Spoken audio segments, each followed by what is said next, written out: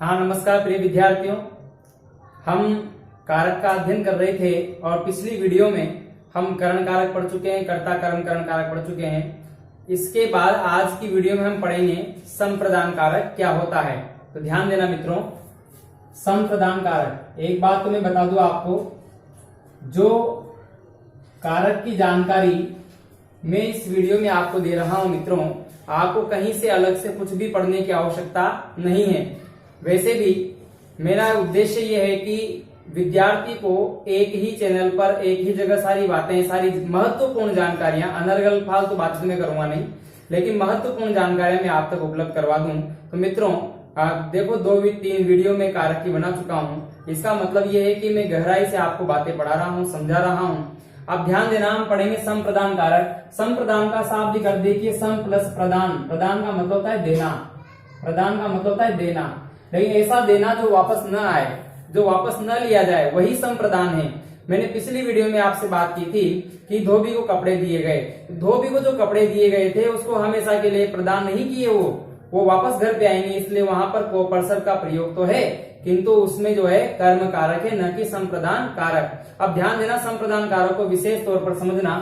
संप्रदान कारक में क्या होता है कि इसका जो परसर्ग है वो है के लिए, और अगर के लिए ना मिले तो आपको क्या मिलेगा, के वास्ते, या फिर आपको क्या मिलेगा, के निमित्त। इन 3 शब्दों पर आप ध्यान देना। अगर किसी वाक्य में शब्द के साथ ये 3 शब्द जुड़े हुए हैं, के लिए, के वास्ते, के निमित्त, तो ये कारक चिन्ह है, परसर्ग है, और ये जो है संप्रदान कारक की पहचान है। जैसे जिस वाक्य में संज्ञा शब्दों के साथ जिसके लिए क्रिया की जाती है, जिन वाक्यों में क्रिया, किसी के लिए क्रिया करने का बोध हो, तो उस शब्द में जो है संप्रदान कारक होता है। अब ध्यान देना, जैसे पिताजी बच्चों के लिए मिठाई लाए, बहुत सामान्य सा उदाहरण है, पिताजी बच्चों के लिए मिठाई लाए। अब बताओ, क्रिया किसके लिए की गई, बच्चों के लिए, मिठाई लाए।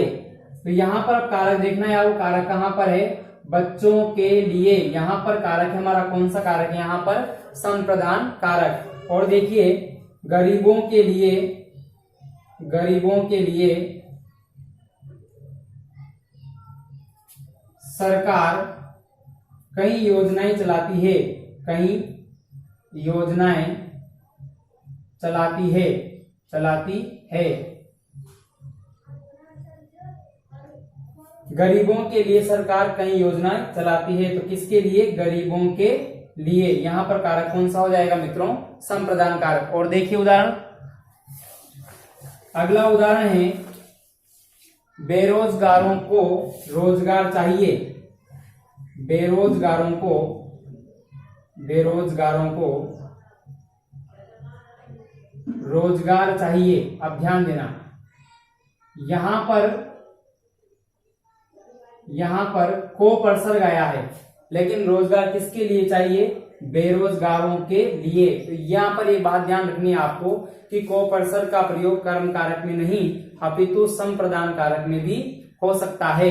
बेरोजगारों को रोजगार चाहिए, यानी रोजगार किसको चाहिए, बेरोजगारों को, बेरोजगारों के लिए रोजगार चाहिए। के लिए का अर्थ दे रहा है मित्रों, इसलिए कौन सा कारक हो जाएगा, संप्रदान कारक हो जाएगा। आगे देखिए, एक और उदाहरण लिख रहा हूं मैं आपको, मैं विद्यार्थियों के वास्ते, मैं अपने विद्यार्थियों के वास्ते, विद्यार्थियों के वास्ते ऑनलाइन वीडियो तैयार करता हूं, वीडियो तैयार करता हूं, तैयार करता हूं। किसके वास्ते, विद्यार्थियों के वास्ते, मतलब के लिए। तो के लिए, के वास्ते शब्द भी किसका अर्थ दे रहा है, के लिए का अर्थ दे रहा है। बहन बेटी के निमित्त, बहन बेटी के निमित्त, अब यहां पर के निमित्त शब्द आया है, बहन बेटी के निमित्त उदारता से खर्च करो, उदारता से, उदारता से खर्च करो। बहन बेटी के निमित्त उदारता से खर्च करो, तो के निमित्त, यहां पर के निमित्त आया है, और कारक कौन सा हो जाएगा, संप्रदान।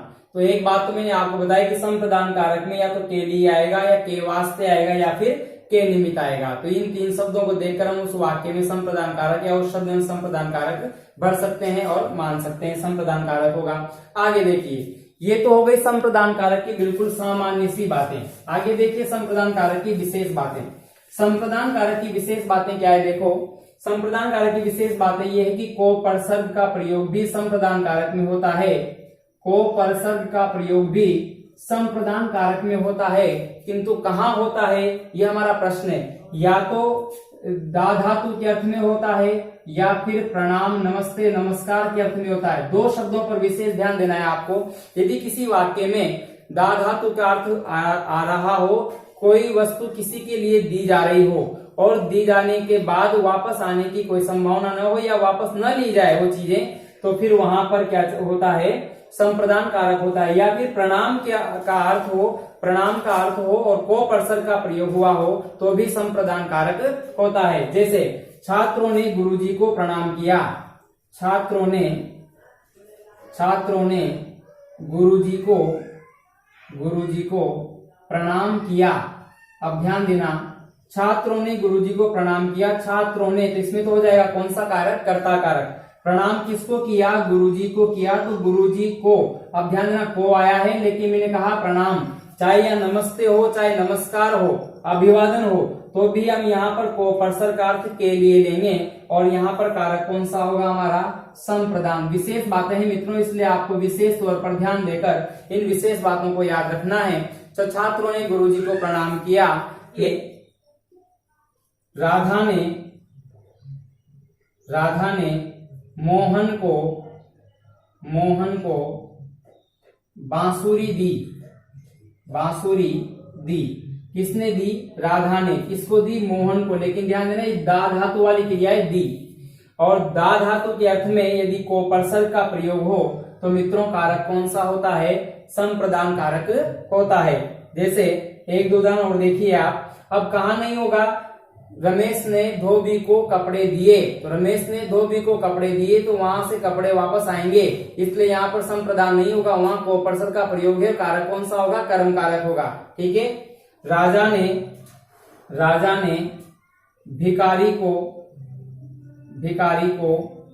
वस्त्र दिए, राजा ने भिखारी को वस्त्र दिए। ये देखो दा धातु की क्रिया है और कोपरसर्ग का प्रयोग हुआ है। बताओ कारक कौन सा होगा, संप्रदान कारक होगा। तो राजा ने भिखारी को कपड़े दिए, या रानी ने सखियों को जो है हार दिए, रानी ने सखियों को हार दिए। रमेश ने मोहन को पुस्तक दी, राजा ने भिखारी को कपड़े दिए, छात्रों ने गुरुजी को प्रणाम किया। ठीक है। सभी शिष्यों ने ऋषि मुनियों को झुककर नमस्कार किया या चरण स्पर्श किए। तो सभी शिष्यों ने गुरुजी को ढोक दिया हो, नमस्ते हो, नमस्कार हो, तो वहां पर कारक कौन सा होगा, संप्रदान कारक होगा। ठीक है मित्रों, ये संप्रदान कारक की तीन बातें आपको ध्यान रखनी है। या तो के लिए आए, के वास्ते आए, के निमित्त आए, या भी प्रणाम के अर्थ में, नमस्कार के अर्थ में कोपरसर्ग का प्रयोग हो, दा धातु के साथ जो है कोपरसर्ग का प्रयोग हो, तो वहां पर कारक कौन सा होगा, संप्रदान कारक होगा। अगला कारक देखेंगे हम, एक दो उदाहरण और देखिए। जैसे कि पेट को रोटी चाहिए, पेट को रोटी चाहिए। अब पेट को मतलब पेट के लिए, ऐसे वाक्य भी आपको ध्यान रखने। पेट को रोटी चाहिए मतलब पेट के लिए रोटी चाहिए, तो पेट के लिए आवश्यकता है किसकी, रोटी की। तो ऐसे वाक्यों में भी मित्रों कारक कौन सा होगा, संप्रदान कारक होगा। ठीक है। अगला कारक देखते हैं। अगला कारक है हमारा अपादान कारक। अपादान कारक को आपको बहुत अच्छे तरीके से समझना है, क्योंकि करण कारक, जब भी आप कारक पढ़ें तो करण कारक और अपादान कारक की तुलना करते हुए पढ़ें। क्योंकि करण कारक में भी से परसर्ग का प्रयोग होता है, लेकिन साधन के अर्थ में होता है, अनुविकार के अर्थ में होता है, रोगग्रस्ता के अर्थ में होता है, भाव स्वभाव के अर्थ में होता है। किंतु अपादान कारक में जो से का प्रयोग होता है, अपादान कारक में भी से परसर्ग का प्रयोग होता है, किंतु ये से परसर्ग का प्रयोग अलग होने के अर्थ में होता है। जैसे मेरी जेब से सिक्का गिरा, मेरी जेब से सिक्का गिरा। बताओ सिक्का कहां से गिरा, जेब से गिरा, तो अलग हुआ। सिक्का जेब से अलग हुआ, मेरी जेब से सिक्का गिरा। नेताजी जहाज से उतरे, नेताजी जहाज से उतरे। बताओ जहाज से उतरे तो जहाज से अलग हुए, तो अलग होने के अर्थ में से परसर का यदि प्रयोग हो तो मित्रों कारक कौन सा हो जाता है? अपादान कारक हो जाता है। अगला उदाहरण देखिए, आंख से छल का आंसू जा गिरा शराब में। आंख से छल का आंसू, आंख से छल का आंसू जा गिरा शराब में। बताओ, आंख से छल का आंसू तो आंख से अलग हुआ, तो आंख से छल का आंसू जा गिरा शराब में, तो मित्रों कारक कौन सा हो जाएगा? अपादान कारक हो जाएगा। तो जब ध्यान देना, चाहे छत से बच्चा गिरे, चाहे पेड़ से पत्ता गिरे, चाहे जेब से सिक्का गिरे, चाहे गंगा जो है हिमालय से निकले, उत्पत्ति के अर्थ में भी मित्रों अपादान कारक होता है। जैसे गंगा हिमालय से निकलती है, गंगा हिमालय से निकलती है। तो ध्यान देना, कई किताबों में भ्रमित किया हुआ है, लेकिन उद्गम के अर्थ में भी अपादान कारक होता है। तो ये बात भी आपको ध्यान रखनी है। उद्गम के अर्थ में मैं अलग अलग अर्थ बताऊंगा आपको, किस किस अर्थ में अपादान कारक होगा। तो ये तो हो गई मित्रों सामान्य बात, पेड़ से पत्ता गिरना, जेब से सिक्का गिरना, नेताजी का जहाज से उतरना, आंख से आंसू छलकना, गंगा हिमालय से निकलना, इन सभी वाक्यों में अपादान कारक है। अब ध्यान देना, अपादान कारक की विशेष बातें कौन कौन सी है। तो सबसे पहली विशेष बात तो यह है कि अपादान कारक में का, के, की परसर्ग का प्रयोग भी होता है, जबकि का, के, की का प्रयोग तो कौन से कारक में होता है मित्रों? संबंध कारक में होता है। किंतु का, के, की का प्रयोग संबंध न बताकर अगर कोई अंतराल बता रहा हो, अंतराल, अंतराल का मतलब गैप, अगर गैप बता रहा हो तो मित्रों कारक कौन सा हो जाता है? अपादान कारक हो जाता है। जैसे मैं तुम्हारा मैं कब का इंतजार कर रहा हूं, मैं कब का इंतजार कर रहा हूं। तो ध्यान देना, आप समझने की कोशिश करें, कब का मतलब कब से, या का तो आया है, लेकिन का किस अर्थ में आया है? से के अर्थ में आया है। मैं तुम्हारा कब से इंतजार कर रहा हूं, मैं कब की प्रतीक्षा कर रही हूं, मैं कब की यहाँ खड़ी हूं, मैं कब का राह देख रहा हूं। तो इस प्रकार से अगर कब का, कब की आ जाए और जो एक अंतराल को बताए, गैप को बताए, तो वहां का, के अर्थ में से का अर्थ लिया जाता है मित्रों, और उस वाक्य में अपादान कारक होता है। मित्रों बहुत ही शानदार और बेहतरीन जानकारी आप तक उपलब्ध करवा रहा हूं। आशा करता हूं कि आपको मेरी बातें पसंद भी आ रही होगी और अच्छी भी लग रही होगी और समझ में भी आ रही होगी। तो मित्रों कुछ नहीं, केवल आप जो है सब्सक्राइब चैनल को जरूर कर दें। इसके बाद देखिए विशेष अर्थों में अपादान कारक, बात कर रहा हूं मैं अपादान कारक की विशेष अर्थों में। अब विशेष अर्थों में अपादान कारक, पहला अर्थ है लज्जा के अर्थ में। एक एक वाक्य से आप समझ जाओगे, लज्जा के अर्थ में अपादान कारक। जैसे मैं लड़कियों से शर्माता हूं, मैं लड़कियों से शर्माता हूं। हमारा मोहन तो पड़ोस की औरतों से शर्माता है। तो ध्यान देना, शर्माता है या लजाता है, तो लज्जा का अर्थ आ गया तो लड़कियों से। तो यहाँ पर से का जो प्रयोग हुआ है वो लज्जा के अर्थ में हुआ है मित्रों। कारक कौन सा हो जाएगा? अपादान कारक। अगला देखिए रक्षा के अर्थ में, रक्षा के अर्थ में अपादान कारक। बुरी संगति से भगवान बचाए, बुरी संगति से भगवान बचाए। तो ध्यान देना, बचाए या रक्षा की करे तो बुरी संगति से, यहाँ पर से जो परसर का प्रयोग हुआ है वो बचाने के अर्थ में, बचाव के अर्थ में हुआ है। तो ध्यान रखना, बुरी संगति से, इन दरिंदों से कोई बचाइए, इन दरिंदों से कोई बचाइए, अरे इस संकट से मुझे कोई बचाइए। तो इस प्रकार से बचाइए, रक्षा कीजिए।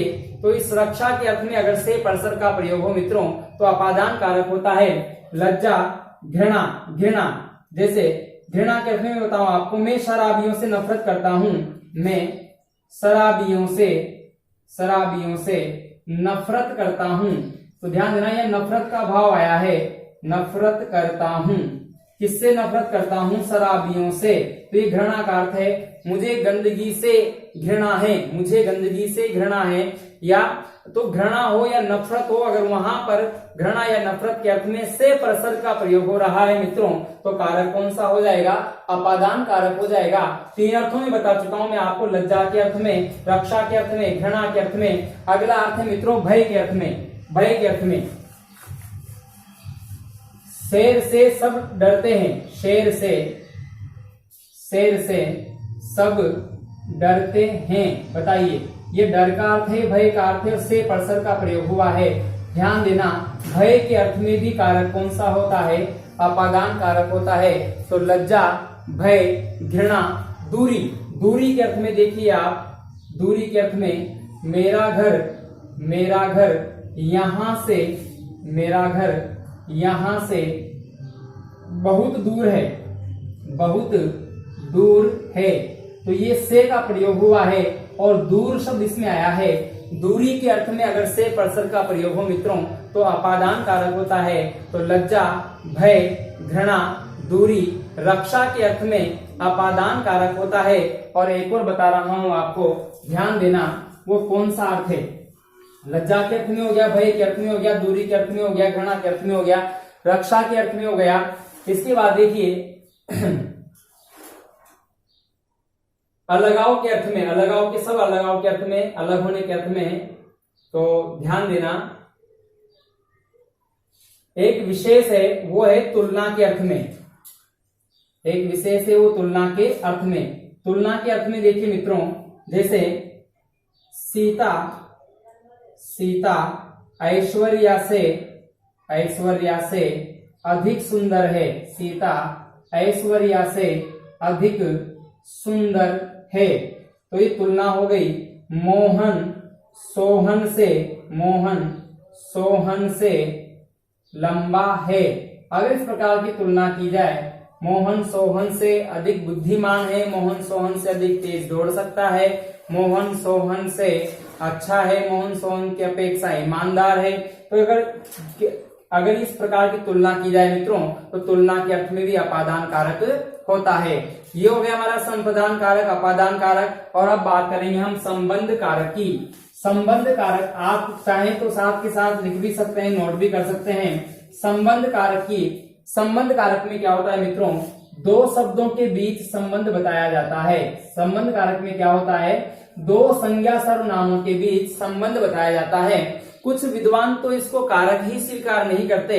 क्यों नहीं स्वीकार करते? क्योंकि कारक की परिभाषा क्या दी गई है कि जो वाक्य में कारक जो है वो क्रिया के साथ संबंध स्थापित करते हैं, जबकि संबंध कारक में केवल संज्ञा और सर्वनाम के बीच ही संबंध स्थापित होता है। राम का घर, मोहन की दुकान, मोहन के बच्चे, सोहन की पत्नी। तो का, के, की, अपना काम, अपनी दुकान, अपना घर, ना, ने, नी, रा, रे, री, इस कारक चिन्ह के परसर्ग हैं। कौन कौन से? का, के, की, रा, रे, री, ना, ने और नी। अगर शब्दों के बीच ये आ जाए, ये परसर्ग आ जाए और संबंध स्थापित हो रहा हो मित्रों संज्ञा व सर्वनाम शब्दों के बीच, तो वहां पर कारक कौन सा होगा? संबंध कारक होगा। जैसे मोहन की बांसुरी, मोहन की बांसुरी, रामू का घर, रामू का घर, ठीक है ना, मोहन के रुपए, मोहन के रुपए। ये हो गया काके की मित्रों। अब आगे देखना, मेरा घर, हमारी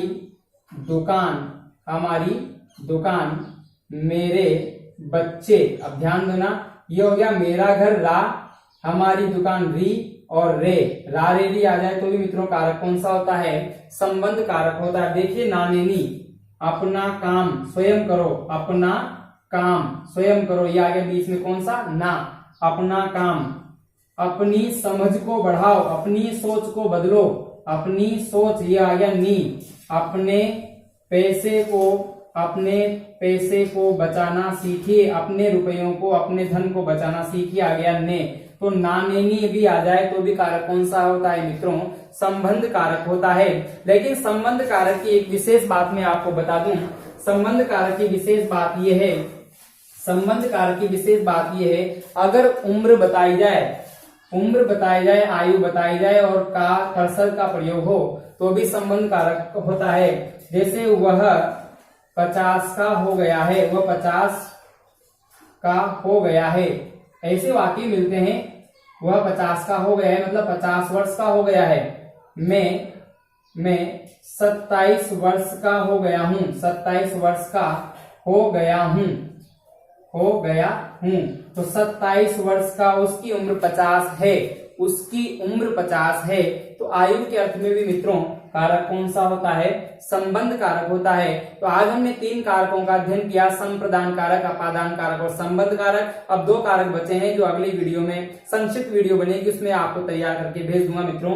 तो ध्यान देना, ये 3 कारक और जो इसके पहले 3 कारक पढ़ाए थे वो अच्छे तरीके से आपको याद होने चाहिए, समझ में आ जानी चाहिए। यदि फिर भी कोई समस्या हो, आपकी कोई क्वेरीज हो तो आप कमेंट में लिख सकते हैं। आशा करता हूं कि आपको पढ़कर अच्छा लग रहा होगा मित्रों। आज के लिए और इस वीडियो के लिए इतना ही। धन्यवाद।